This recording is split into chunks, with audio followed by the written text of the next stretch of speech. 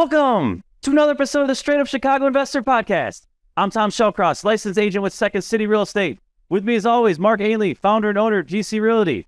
Mark, by the time this airs, we are past 200 episodes. We might even be past our party at this point.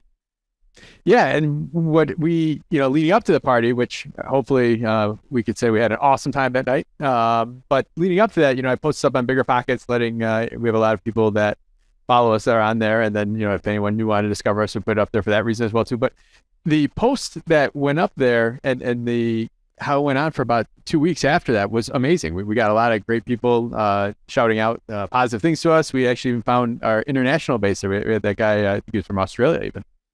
There we go. I wrote his name down. So 𝗤𝗏𝗃𝗏𝗃, keep crushing episodes. We appreciate it. All right. And we got several hundred downloads in Australia though. So it's not just Tyson. He's either referred friends or there's other people hiding the woodworks down under. Yeah, man, I love when, it was there. And then I believe it was somewhere on Facebook, someone else said that they've listened to every episode. I'm like, I don't even know who you are. Like that's just awesome. That means that we're able to at least take our awesome guests and our awesome, just call it facilitation. I'll say what's awesome. And we're able to add value to people around the world and they're looking to invest here. And that just, I don't know, it's invigorating. I like that word. I don't know why, but it just is. Solid word. All right, well, we got a lot to cover today, so let's go on to our housing provider tip of the week. What do you got for us? Yeah, for the housing provider tip of the week, changing your locks. So in Cook County, it is law that you are supposed to be changing your locks between tenants. Even if you are owner occupied and you're moving out and renting it out, you are still supposed to be changing your locks. Now, you could rekey them or you could change your physical locks, but that is a law. And that law goes as far as say that if you don't change the locks or you can't prove you change the locks and something happens, whether they get broken into or some sort of criminal act happens, you as the owner could be liable, both in personal liability court and then also criminal. So it is something that you want to make sure you're doing it. Maybe, for us at GC Realty, we use the quick set smart locks that are able to really, rekey up really easy each time, but make sure you have some system. I'll admit, early on, when I first started buying properties 20 years ago now, it's like, if I'm going to spend that $100 or I'm going to call that locksmith, that I would do it. But I think really quickly, we realized that it's just not worth it. And, as I've grown, safety for everybody has always became one of my top concerns to make sure everyone feels safe and is safe. So make sure you change out those locks. It's law in Cook County, but it's just a best practice anywhere you're at. Yeah, 100% agree. I mean, I think the new key locks are going to become more and more prevalent just because of this, right? Yeah. It makes turnover easier. Yeah. You got that. And then you got everyone is whole, you got a lot of electronic locks out there. Now, sometimes, if you're in C or D class, some of those electronic lock sets don't make sense. But for the A and B, like they have it even easier set up to be able to switch out locks really easy, even on your own without a locksmith or a handyman. There you go. Let's jump in. We have someone from episode 21 coming back. Woof. Yeah. A while ago. We were in the heart of the pandemic. Yeah, no, I was excited when he reached out. Well, actually, we're working on a deal together right now. He's helping me with getting a client of ours at GC out of housing court. We didn't put him in there. We inherited from another. So it's a long time coming, like 4 years. We took over his property and he had these problems that we're finally cleaning up now. But reached out to him. We were talking about back and forth and he let me know what he was working on now, and it's going to be the topic of today. And we're going to dive deep into new construction today. We've had modular homes on here. We've talked about a couple individual ground-up projects some of our guests have had, but he's trying to do it on a larger scale, and it's pretty exciting to hear that type of development. And it's not coming from a huge home builder. It's coming from a private developer. And today, I want to welcome back from episode 21, Prashanth Mahakali. And then he's got his partner on here, first time on the show, Jennifer Lopez's cousin, Fernando Lopez. Welcome aboard. I was joking on the cousin thing, but we'll run with it if anyone wants to. We'll add a disclaimer at the end, just say, not the real cousin of Jennifer Lopez. Hey, if we get our attention and someone tweets us or something like that, that's good for us. I would love to be related to her. I'm sure it's a blessing. Hey guys, how are you? We're good. Welcome. So, Prashanth, most people know you in the community as an architect, right? An architect who works with investors. Yeah. You haven't just done one or two projects. Like, you have been heavily involved in this new construction space. So give us the timeline here. Like, when did you start investing? And then we'll eventually get into the nitty gritty. Yeah, it was back in 2016 when, me and my wife are about to buy a new home. We were upgrading our condo and we were like, well, we'll dive into buying a new home and everything. And we went through that process and it was like, let's just say it left a lot to be desired. And, I was like toying around with the idea of like, would it be cool if we did a design build, ourselves? And I was just in that space when, I met with Fernando, our histories kind of crossed each other with our respective, employers in the past. And we figured, hey, let's just, try this thing out. And he was up for it. And we started off and we figured we'd, build 1 or 2 homes, mostly custom like that. That's what I thought I would really do is custom homes. And since 2016 to now, we've probably finished about 80 homes, new construction. That's a lot of homes for a private developer, right? Like that is 80 new construction homes. Before going there though, Fernando, what was your history? What is your background? So I started with rehabs in Chicago on the west side, Garfield Park. I bought my first 2 flat when I was 21. And I started with small rehabs and started working my way up to new construction. Got it. All right. So you guys have known each other a little bit. Talk about the first deal, right? You guys have both aligned. You had some sort of conversation somewhere saying, hey, let's give this a shot. Walk us through that first deal. Yeah, well, walk us through even like how you guys have said, hey, because I think it's important here because as some of our listeners are trying to scale, partnerships are a consideration. Like, what do those conversations look like? You guys didn't say, hey, let's do 80 homes. You said, hey, I have an idea. I have this resource. Talk to us about like what each of you brought to that partnership and why you guys thought that 1 + 1 = 3 in a scenario like this. To be very honest, I also want to give credit where it's due. It was originally 3 of us.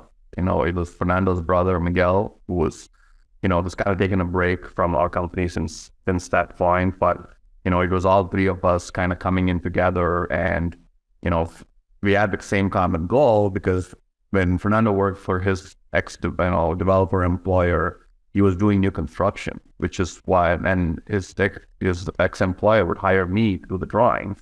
And that's how we even got to know each other in the newer construction space. But when we figured, he was like kind of in the last rung there and he was like, I want to do something on my own. That's when we kind of, it was a good meeting of minds that he was mentally ready and so was I. And, we figured we'd just, we didn't know how this first project would come around. And coincidentally, one of my 𝗵𝗶𝗃𝗃 architects that most people know, a client came in and he was like, wanted a new construction and they didn't have a DC. And we were like, hey, you want to try us out and see if it would work for you? Because they were developers trying to work on a spec home. And we figured that would be a great opportunity for us to kind of like get our feet wet without spending a lot of money. And we started the project and we get an attorney letter immediately from the neighbor's attorney. Like, you guys cost our foundation to go bad. And it was like a huge gut check right away that this is not going to be as easy as we expected it was going to be. So from then we moved on to different projects. But, one thing that we all agreed, both, Fernando and I agreed on was that we knew that this was going to be difficult, but we also enjoyed it. And that's why we keep doing it again and again and again, is we actually enjoy the new construction, single family home. And in the process, what we quickly realized is nobody is really doing what we're doing, where we're the one-stop shop. You have the architect, the expediter, plans, permits, and then you have the GC. So we figured out quickly that nobody's really doing that. And if you want to go buy a home, if you want to go build your home, who do you call? You go online, you find a GC, then you find an architect, you got to piece them all together. And then some of the GCs, well, they're very hard to communicate with. So we saw early on what all the issues were. And we're like, we're going to find a way to do this better.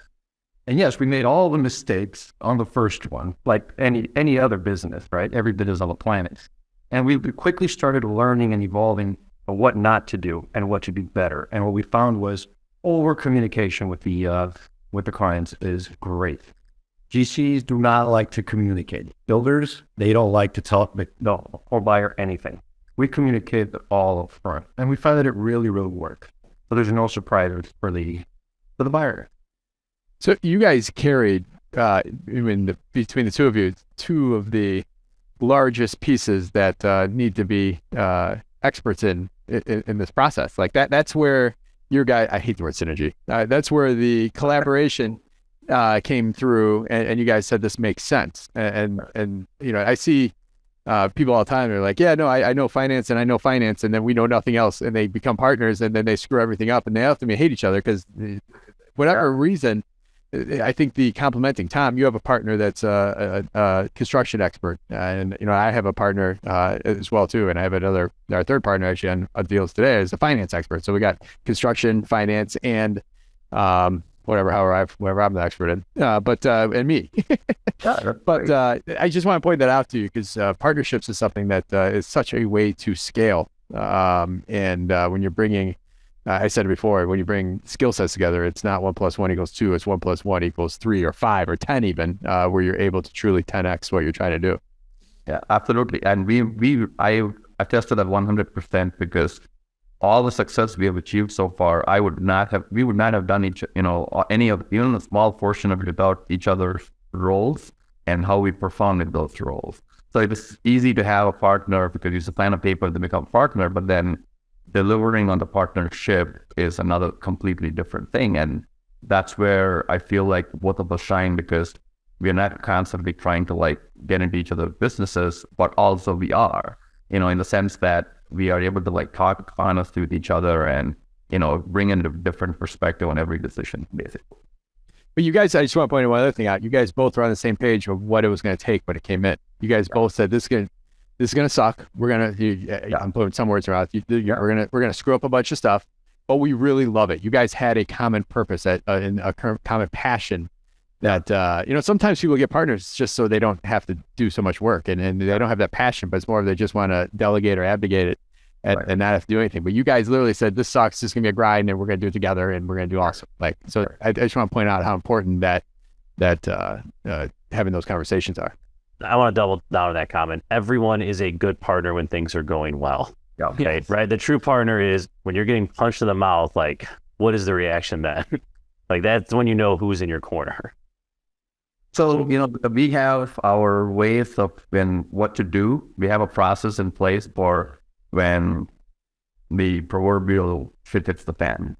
And we basically go down that process and we just, go down these steps that we have been through many, many times before and try to fit the situation and the solution into that process and see what the outcome is. And sometimes we are, 9 out of 10 times we feel like we have come out, with a good solution for everyone involved.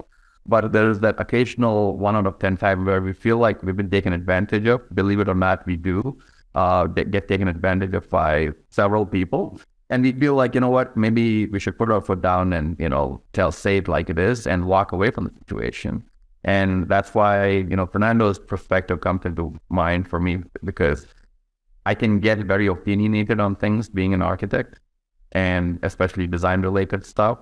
For me to get out of that role temporarily and say, hey, let's make a money related conversation and decision is somewhere, I respect that. And that's where he comes in, So do you have anything to add to that? And so ultimately it's, yes, because as the architect and the designer, there's certain things you just don't have to do. But as a builder, you got to put yourself, where's the value? Certain things you don't have to upgrade. Certain things, as long as it looks nice and it's functional, that's fine. You just have to wrap your mind around the idea that we are not going to live in that home. So either we're catering to a spec home or that's going to have a future, buyer, or the custom home client, which it's up to them. The key here is not to fall in love with any one home that we're building. Otherwise, we can easily blow our budgets, all of them. And we did on the very first home. Yeah. Because we started it, and that's why I say, going back to that, we made all the rookie mistakes. And the first rookie mistake we made was thinking we were going to live there. and it became very custom to us, and it showed. That was the first bit with it. Yeah. Going back to, being the custom home buyer or a spec home, out of the 80 homes, what do you think the breakdown is that you guys are building for someone specifically? Like you have a buyer and you're just hired by them versus, hey, you got to go through the process and hit your ARV and sell this thing at a profit. I'd probably say what 85% spec homes, we have to make the profit. And okay, so you're on the hook because to be clear to our listeners, like you're buying a lot, you're carrying the loan, you're doing the work. Yeah. At the end of the day, you might not make anything off of it. Absolutely. And we have not, in certain deals, we have lost money. And it's a very real situation that could happen is everybody assumes that, if new construction, there must be a lot of money involved. Yes, there is a lot of money, but then very few profits if you don't do it the right way. And we have failed our own expectations in the past. So it is very, very real that you could lose money. You could lose on top of it. And when you do new construction, your reputation, it takes a bump up or a real serious tumble down. Because if you fail during a new construction, chances of going back to new construction is very, very difficult. And, you kind of like lost your reputation a little bit with the lender, and, they'll ask you what experience you have. And if you don't, or you don't show something good, they're not going to trust you again very easily. And that's what we faced, several times. But I was able to always have a reason as to why certain things happen. And that really helped. And we keep going back to the same lender over and over. And they've established that support system for us, which helps us go and acquire and build more projects.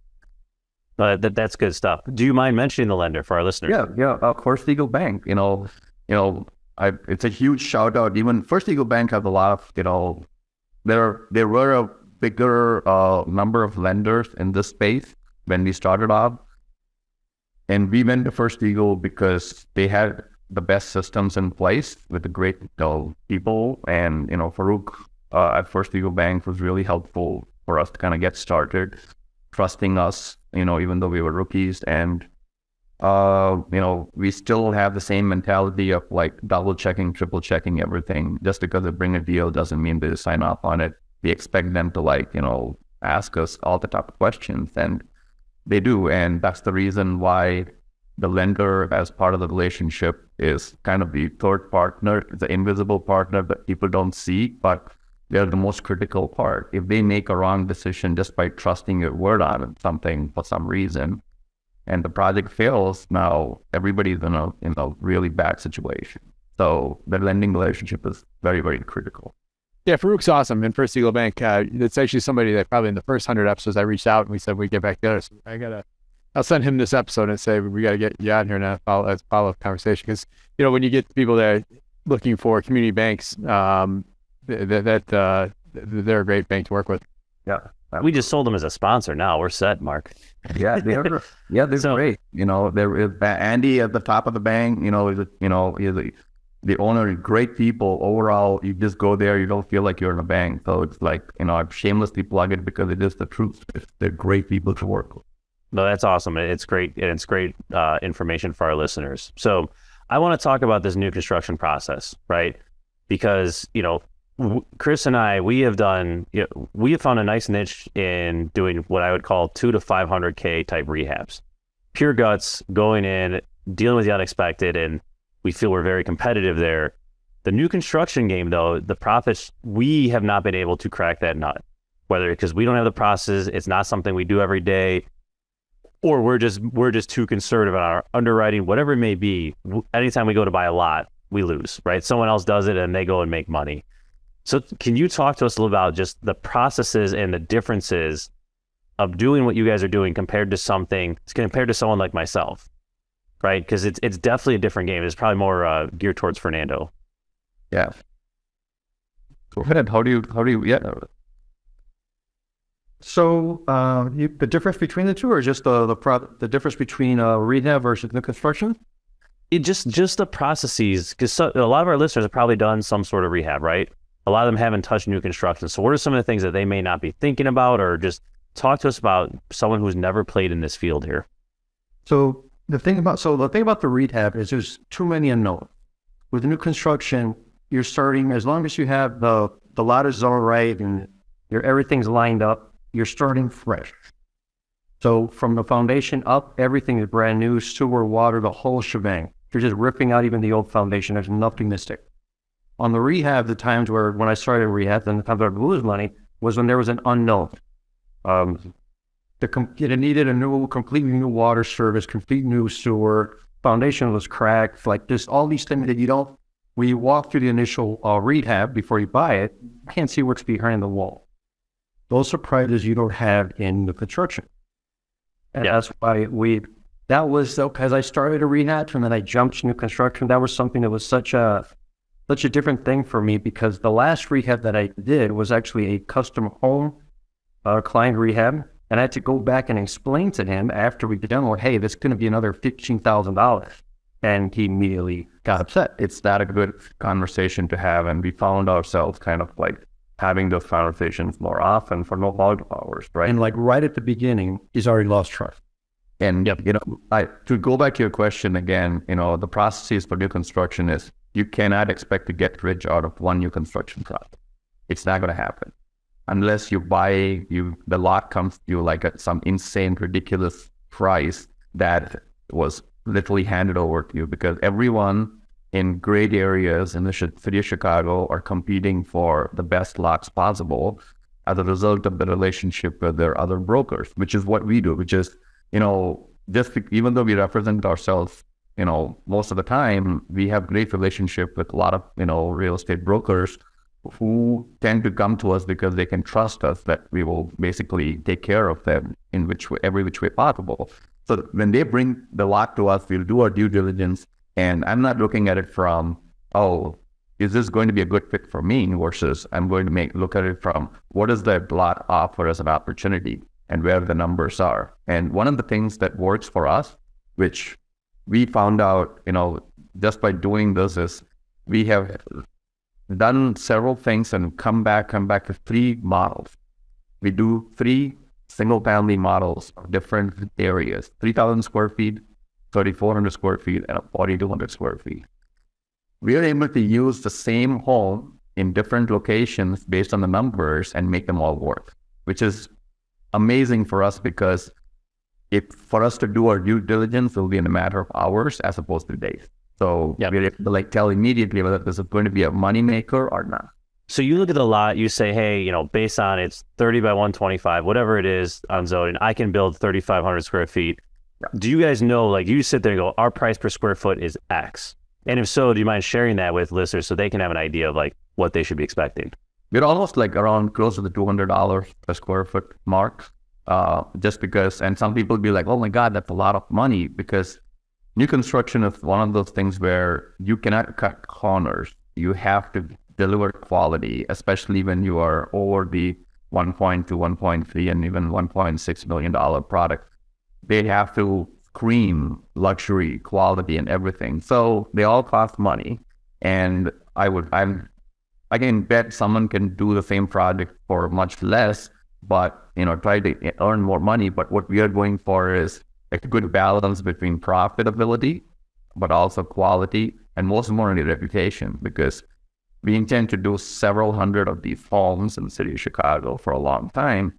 And we want to make sure that we do things right. And I feel like most people who come into our homes have lived in our homes. They love it because they're very relatable. They're not in some kind of, in the 90s style or 80s style. Come to our home 5 years later, they still look nice. So that's the feedback that we have. And functional. Yeah, they're mostly functional. Yeah, that's the leading foundation for everything is a great floor plan. Amazing floor plan. People walk through it, they're like, oh wow, this flows really, really well. And a lot of people say the open floor plan and all that. Well, it doesn't have to be all open and just kitchens and cabinets. How you hide places, and open up, new places, and the user experience walking through the house, I would say for our homes are pretty unique. Not because we're different for the sake of being different. It just naturally, when we plan these homes for the first time, we do 30 or 40 versions of the same home, same floor plan. So we've perfected a few little things from user feedback, our own, walking through the process ourselves, and we feel like we're still developing our floor plan. And that's one reason why we like what we do is, it's not like this is it and it's done. There is more to be explored here in small spaces. First off, I like the comment that you're basically decade neutral, decade or generational neutral. We'll see. We'll have to revisit this episode 20 years from now. Make sure you don't look like a house from 2020s. Or maybe it'll just be a post-COVID era home versus a pre-COVID era home. But that's I just want to point out something. Like, you took your expertise in one area of real estate, which is a profession basically adjoined to real estate as an architect. And you took that expertise and you brought it into another opportunity. And I say that because our listeners, everyone has some sort of level of expertise or something they're good at. And if they're able to take what they're able to good at and build on it, that's where true opportunity comes from. And that's exactly what you did. And you even took the opportunity, and now you're still smart enough to be playing with that. Like, all right, this floor plan worked here. Maybe if we just move the closet a little this way, we could do it. And that goes back to just your experience. So just listeners, I just want to make sure everyone, your expertise is something you could always springboard into your next opportunity, like Prashanth done here with his architect background. Yeah, and that floor plan is so important. Even if you're doing something much smaller than what we're talking about today. Yeah. Like we see it all the time where it's like, oh, there's a 4-bed and 4-bed comp, and I have a 4-bed. And it's like, well, yeah, your 4-bed is 2 beds up with no bath, and 1 in the basement and 1 off the kitchen, so you have this tiny ass kitchen. Like, right. That's different than a 3-2 up, open floor plan, and 1 in the basement. Like, the usability, I think, or the customer experience was the term you used. Like, it's so important whether you're comparing, your property to another for rents, your property to another for selling. You can't it's not this like algorithm of I have the same amount of baths, I have the same amount of beds. Like, that flow is so important, and we've been spoiled the last 2 years that anything would sell. Up until recently. I mean, when we go down one more rabbit hole there, when you're testing your rents, all these automated desktop, whether it's Zillow, that's what they're doing. They're based on a square footage of other things rented for, and everything you just explained, Tom, is the reason why when you're trying to make sure you understand your rent or your ARV for selling, like, you have to make sure that you are comparing apples to apples. So when you guys are putting this together, I want to stay on this process for a little longer, then I want to talk about where you're located. But when you're putting this together and you're like, hey, I need to be around 200, bucks a square foot or whatever the number is, what customizations are you allowing yourself to put in there, right? Like, are you guys doing full maple cabinets from, somewhere like Amish? Are you guys doing, what are some of those things you're adding? Because, right, you need to hit a price point, but you also got to stay within budget. Like, where's that line being crossed? So we focus a lot on the hidden details, I would say. Some of the times people don't see, where the money is, but we do. Like, just to give you an example, you could, on a 3,300 square foot home, potentially get away with a single furnace, if you size it enough and all of that. Mm-hmm. We chose not to do that. So we had 2 furnaces, even those homes. And it is a conscious decision that we are saying that, okay, we're not going to just add another zone and just make the single furnace work 3 levels, versus in a 3,000 square foot home, we could do that. And we just went over the threshold. So we automatically said, let's upgrade to a second furnace and a second condensing unit, so that we don't even have to ever deal with, this one furnace breaking down. And there is people that just paid $1.4 million that are out of heat. Right. So we made those kind of decisions dictate our pricing more so than an upgrade in a finished material. Our homes look identical home after home because we've kind of standardized the finishes in a way that we don't need to talk about upgrades. Where we are adding more is, for example, we've come up with this new model where the elevation is still an A-frame, but then there's a rooftop deck on top of it, of the pole. We found out that from user experience, most people want to have a rooftop over their decks, but don't want to go there. They just are too lazy to get out of the house, go up the stairs, enjoy the rooftop deck, and come back out. So we feel it's a waste of money. I mean, and those things are not cheap. They're very, very expensive. Yeah. So we're trying to like put that rooftop over the house, and there's still a chance that they might go up there. But even that, we live in a day where people just don't have the time to, enjoy the outdoor spaces as much, especially in, city like Chicago. So we're very conscious about where to put the money and kind of upgrade that. We would not do treated decking. We would basically do tracks, And yeah, go ahead. So to that point, we find that we're always evolving. So where do we get these ideas? From our buyers. Every time we build a home and we sell it, whether it be a spec home that we built for somebody that wanted some changes, or a completely custom home. And just because something looks good in a magazine doesn't mean it's functional. I'm going back to function again. So when we start selling these homes, we realize they don't use the rooftop deck.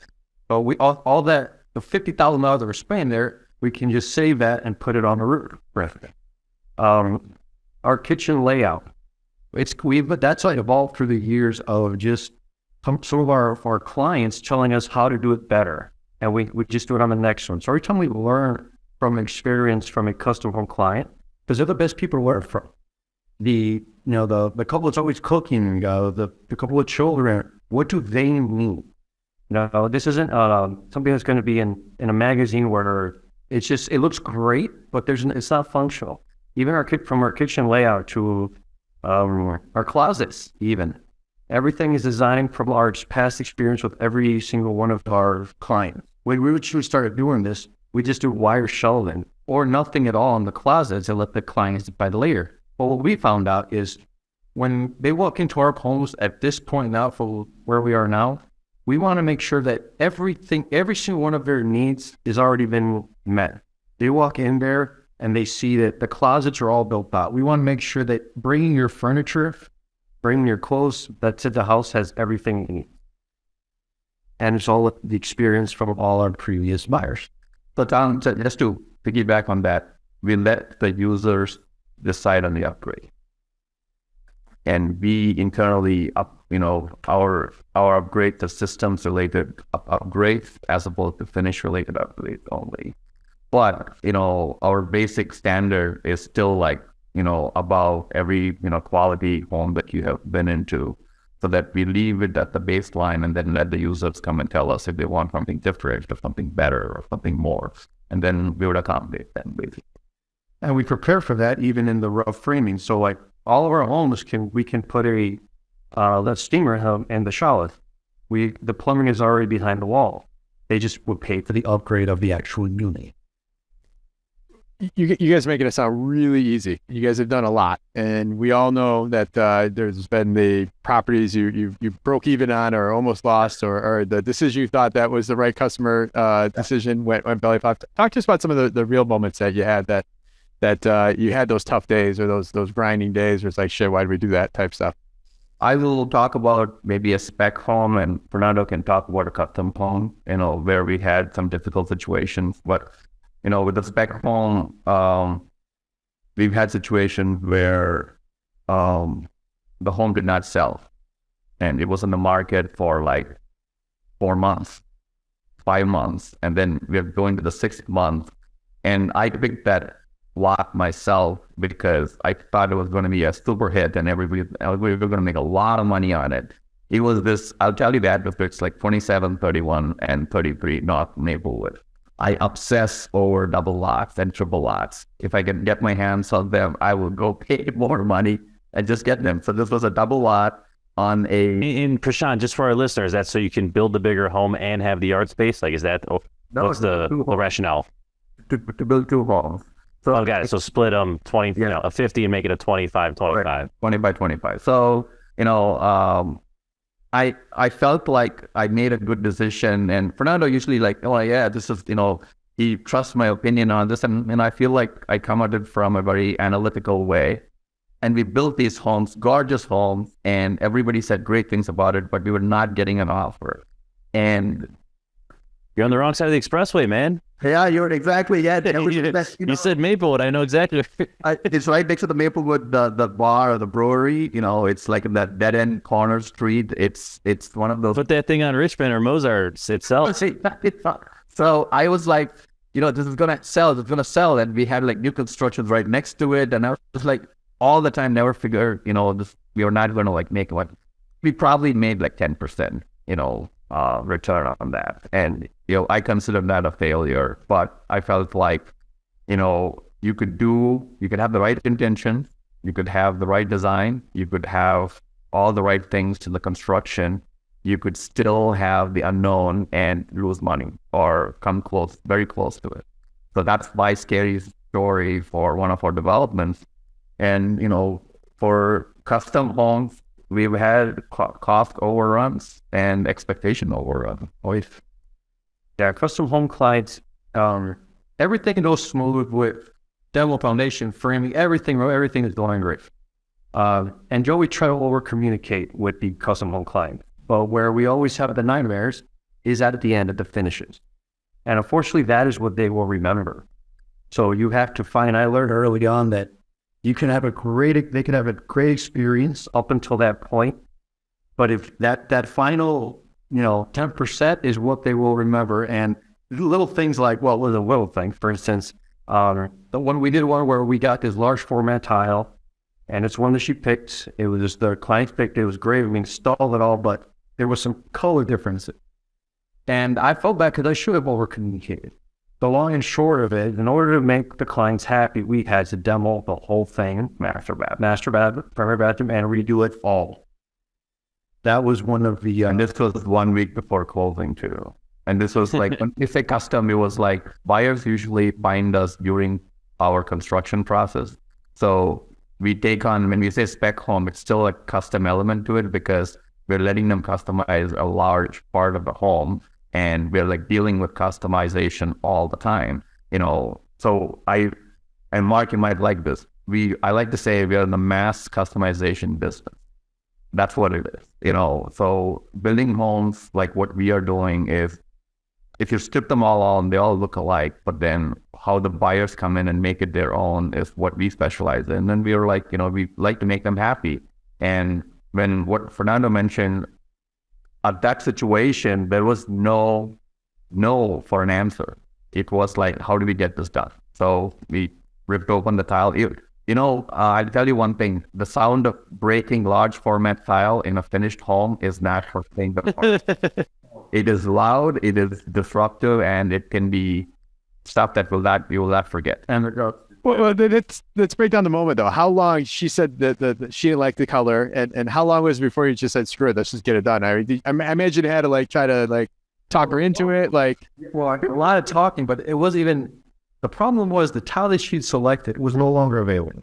Oh, no. The easiest, because these were large format tiles, 48 by 48.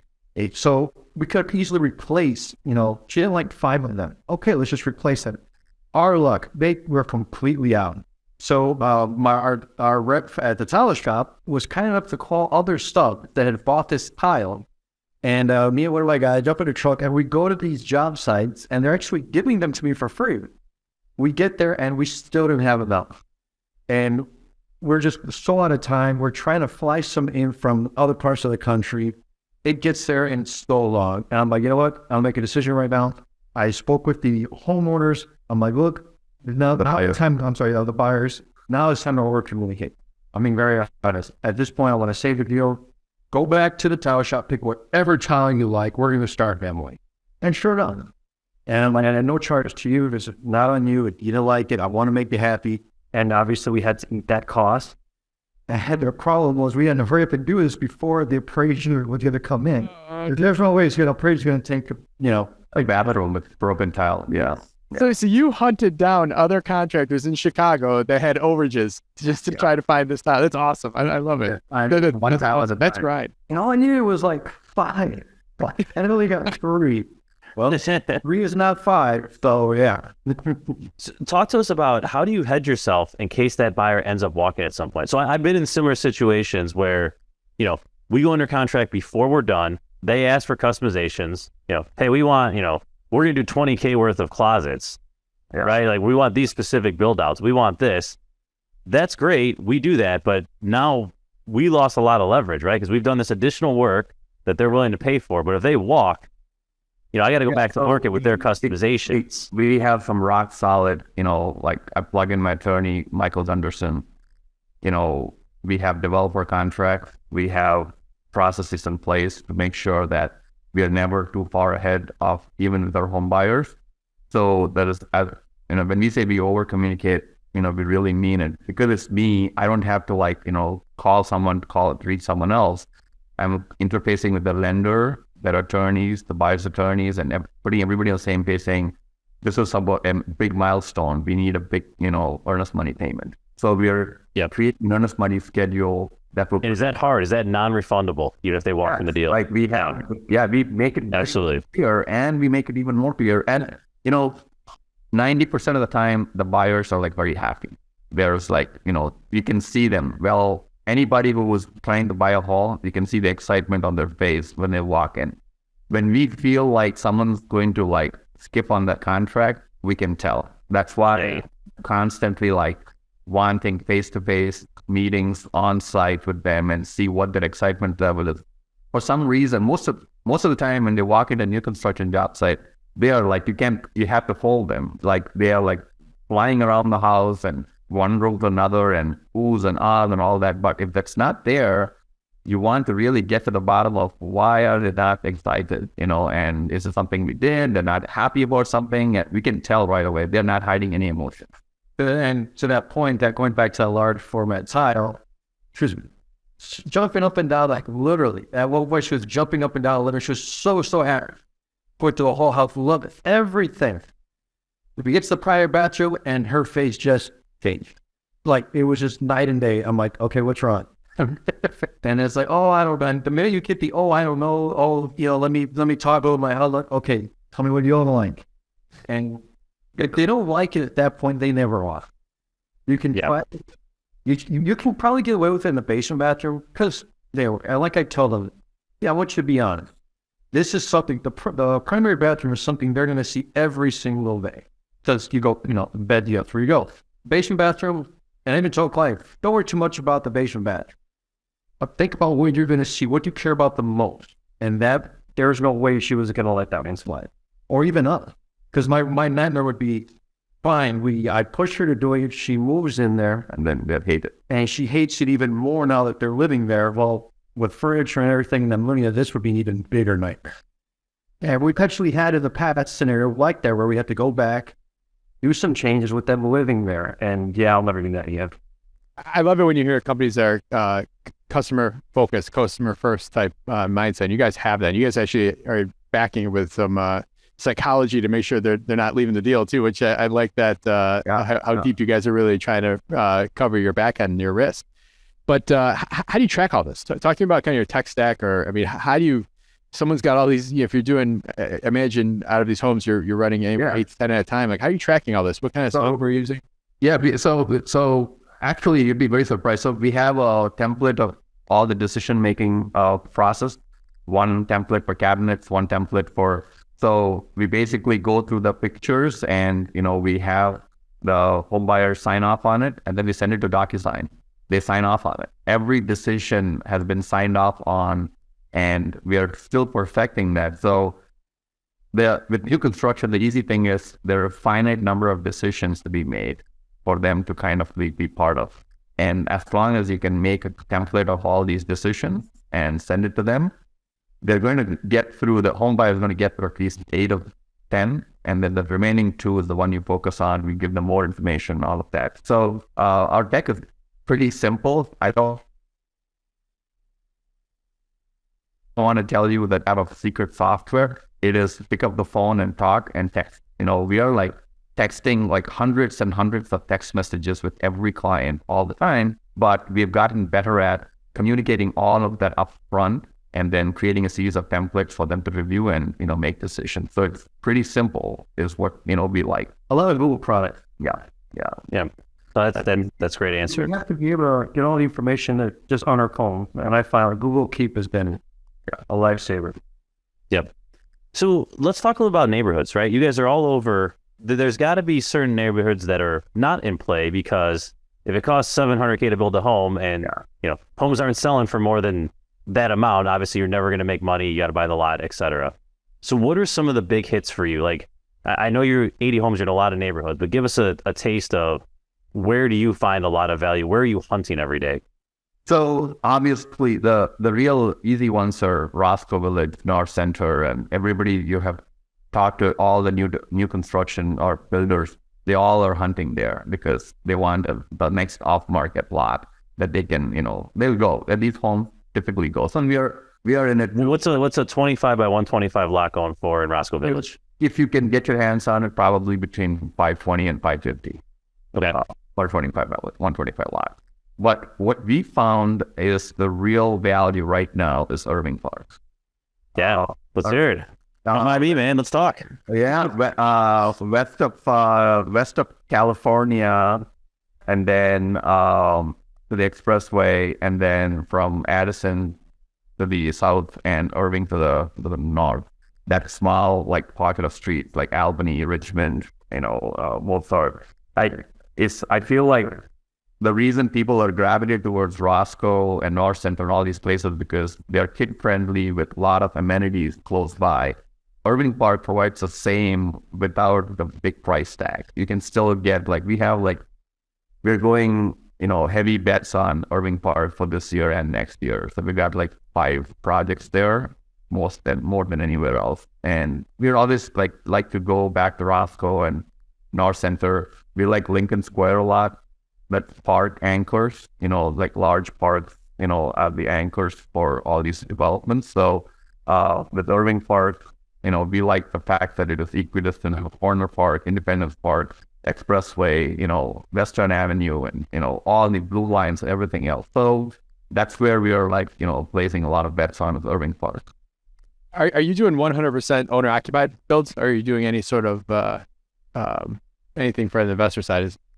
Yeah, so we can ask us, the question to ask us is where do we get our money from? So we raise our money from investors, and some of the investors are silent investors. Some of them are, kind of semi-active. We don't like investors coming into our process-related decision-making, but, we still do involve them. We raise capital and we form an LLC with the investors, and we get the financials of the bank and do all of that. But one thing that I have always shied away from is building in the suburbs.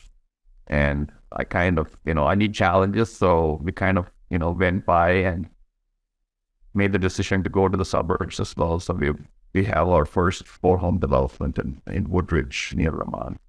So that's. Are you saying that positively or are you saying it negatively? How's it going? I feel like, you need to spend some time to know the mentality of the suburban home buyer versus the city buyer. We got the city buyer covered. We can tell anybody who walks in, but for the suburban home buyer, it's different. And we are spending a lot of time learning about that, but we have a great location. So we're building the first one, and then we're excited to build more there as well in the suburbs.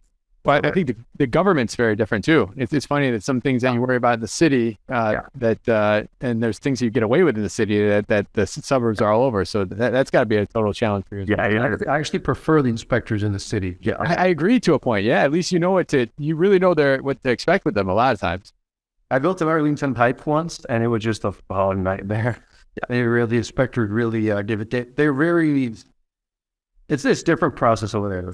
Yeah. Well, think about this. In Arlington Heights right now, and maybe it's a bad example because they got a bunch of stuff going on, but take Woodridge. I mean, there's probably only a couple dozen projects going on for a handful of inspectors where they all know, they all talk every day. My dad was a building inspector for many years, so these towns, they don't have as much to do. Yeah, they don't, and they are they know who you are. They know. So one good thing which we really appreciated was from the village of Woodridge was they called us for an in-person meeting before the project started, just to let us know what the rules were, and we really appreciated that. I was like, well, why wait for these guys to make mistakes and then catch them versus preemptively call them to a meeting so that see who these guys are and then talk to them. And they sat us in a conference room and they went over everything and they're like, do this, this, and this, and you'll be good. And that's what we're doing. And we're having a pretty smooth experience, I would say. So it's a different profit there, that's all. That's pretty normal in the suburbs, but you can tell in your voice you're shocked coming out of the city. I know, it's perfect. You thought someone's wrong, they're gonna kick me off the lot. You probably thought they're gonna happen. They want to get ahead of everything the city deals with on the rear.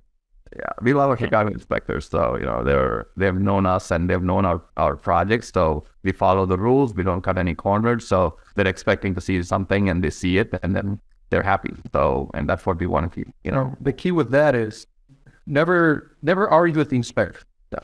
If he tells you to add a 2x4 or move something, you just do it. And we became known for that. I don't argue with them because I agreed with them firstly. And throughout the years, every time they told me to do something, I'd do it, and I'd make sure that correction happened in all our homes. And I became known for that with the inspector.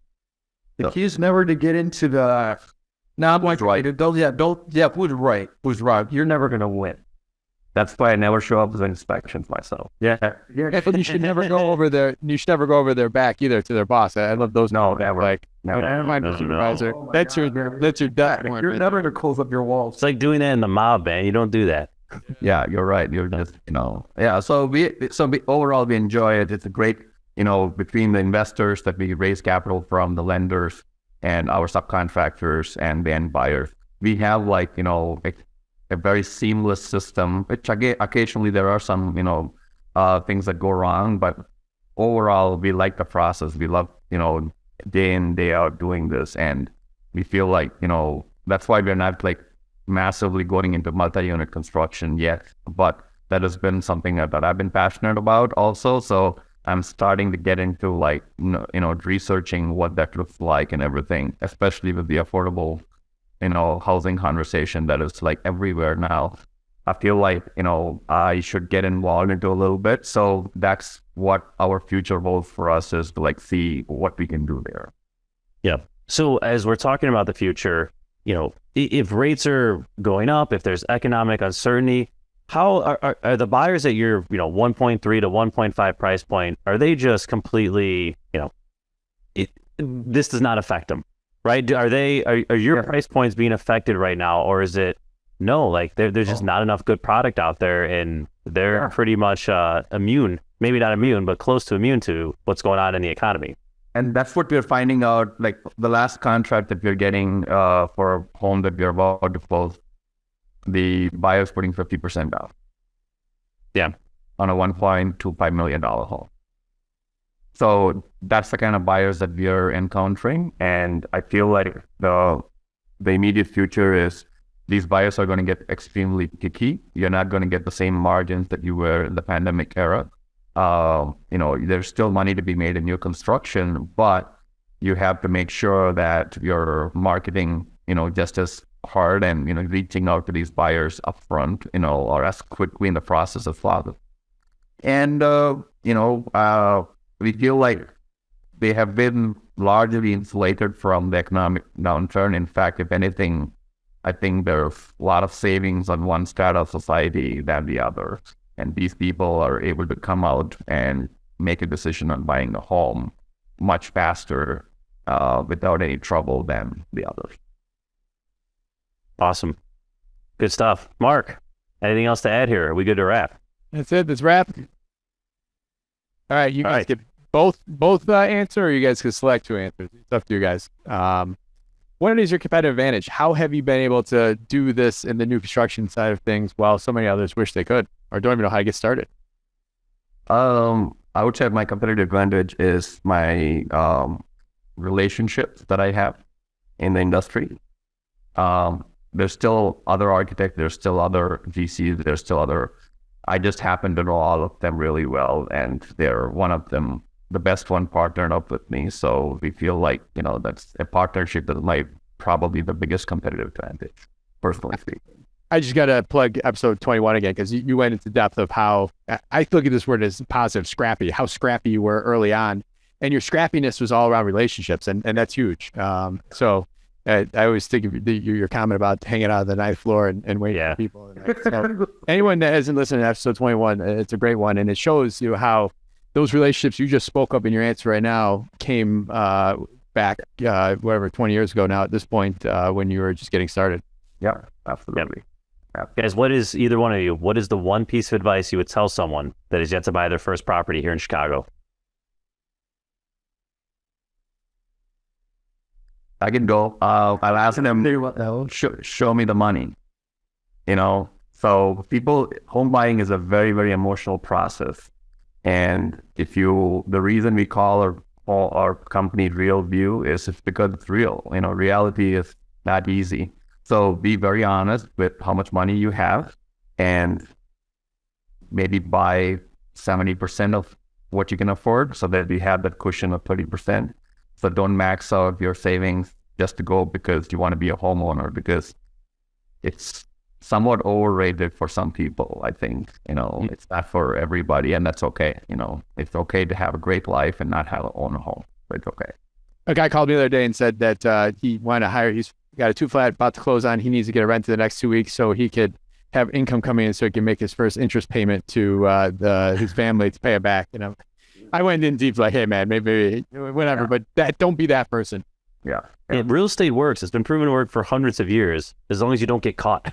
Yeah. Right? Like as long as you are liquid and you can survive, as long as you can survive, like this has been proven to work over the long term. Yes. All right, this question for both you guys. What do you do for fun? You guys are some boring dudes. I know you have to ask if you don't have a life. So that's not true. I play poker, and that's about it. All right. So that's how you're able to seek out the expressions of the people buying your houses. You're looking for the face. I'm a Redfin junkie, I gotta say. I have to say, okay, I feel like a lot of users would love this. I'm starting to get into AI a lot. I love the tech side of things. I feel like there's going to be a great synergy between tech, real estate, and artificial intelligence, or AI, that's called. And everybody's been on ChatGPT, so I've been spending a lot of time on ChatGPT as well. So I feel like something positive is going to come out of this, where the due diligence gets, basically you can ask somebody like who's not a person, what do you think of a location or property, and it's going to spit out this answer. And I feel like that's pretty cool, and you can use that as part of your, process in selecting a location or property. We got to put in the show notes a video to 𝗥𝗲𝗹𝘁𝗍𝗃 did a video came out last weekend about, he asked his entire team to replace themselves with AI, and he did this whole thing. And we took a couple of those things out of that video, but it's an awesome video. And right now we're trying to scrape my voice on all these different recordings to be able to have me be able to read these things in my own tone. So there's a lot of fun stuff out there right now. Yeah, it's going to be done everything. It's going to be wide-reaching technology, I think. So.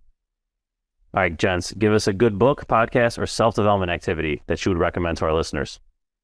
I'm currently listening to a book called Indestructible. I forget the author's name, but it's just been, the pandemic has taught me that I've gotten worse with tech devices around people, and I'm making a conscious effort to put my phones away around family. So that's what I've been working on. So Indestructible is the good book to look at. By Nir Eyal. Yeah. I don't know. Oh, Harry. I don't do any of that because all I do is work. I don't read books. I don't listen to podcasts. I'm not even on Instagram. I give him the Cliff Notes version of things. There you go. That's a good partnership. Yeah. Yeah, that is. Awesome. All right. I'll give you guys both this. Besides yourself, name one person in your local network you'd highly recommend to other investors as a quality resource. And we already talked about 𝗏𝗏 as one. Darvit. Andrew from Darvit.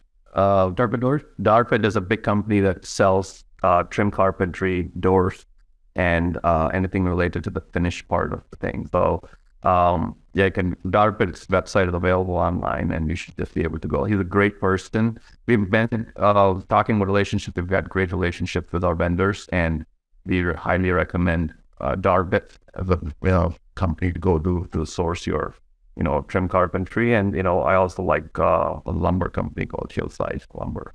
And we use Hillside as well. They've been good to us. It's amazing. Yeah, so they're a great team of people and very family oriented, service, and we keep going back to them again. So. Yep. Guys, thank you so much. You provide a ton of value to our listeners. We will reference your site on the show notes along with the referrals you just gave out. Is there any other way that the listeners can learn more about you or provide value to you? Come and check out one of our phones at one of these open houses. the list of all our properties is on our website, realviewdd.com. And we'd love to see you, come and talk to us at one of our homes and find out why why our homes are superior than others that come in the market. All right.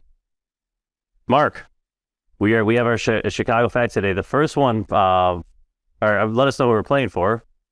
We are playing for 𝗏𝗃𝗃𝗏𝗃. And Christy, if we get this Chicago fact right, you'll get a $50 Amazon gift card brought to you by our sponsor today, 𝗏𝗏𝗶𝗵𝗏 Financial. All right. So we're recording this on President's Day. So, Mark, you get first crack at this, but then I'll let them get a shot as Fernando and Prashanth also get a shot at it. Who is the only U.S. president born in Illinois? Oh, that's easy. You go for it. I thought you gave me multiple choice so I could confirm how easy it is. All right, I'll give you multiple choice. Ulysses S. Grant, Ronald Reagan, Abraham Lincoln, Barack Obama. Nah, it's Reagan out in Dixon. You were correct, and I did not know this. He's actually born in Tampico, which is a little 700-person town, before moving to Dixon. Oh, okay. I didn't know. I had a friend when I went to college in Illinois. They said they're from Dixon, home of Ronald Reagan. So I actually knew that one just because of that. Yeah, we actually went there as on a field trip, and then also from Dixon is where the Walgreen family started. So, but Grant is a huge out there in what's that town over on the Mississippi River that everyone goes to, the tourist one. Ulysses Grant had a house there. Galena. Yeah, Galena. Yeah. So there's a lot of history there with him. All right. And that one as well. There, man. Look at us, historians. Oh, yeah. That's great. We learned something new. Christy, we'll send you out your $50 gift card brought to you by 𝗏𝗏𝗶𝗵𝗏 Financial. Thank you very much for your purchase on Straight Up Chicago Investor merch store. So anyone else interested in getting t-shirts, sweatshirts, we actually set the price so it's like break even. So Tom, sorry, break even, but we're not making any money on the merch store. We're just trying to get our merch out there for people at cost. But look at that. I'll go buy something. But yeah, thank you, Prashanth and Fernando, thank you very much. Tom, thank you as always. Listeners, check out our, I just talked to you about our merch store on there. We've revamped our website. We have a whole bunch of new resources on there. We have over 25 meetups on there. So if you're looking to get out there, get network, not if you're looking to, because you're looking to get out there and network, go on there, check out those, get out there, build your contacts and your relationships like Prashanth done so you could be a quadrillionaire 20 years later. So thank you, Prashanth. Thank you, Fernando. Thank you, Tom. Listeners, we'll see you next week. Thanks all.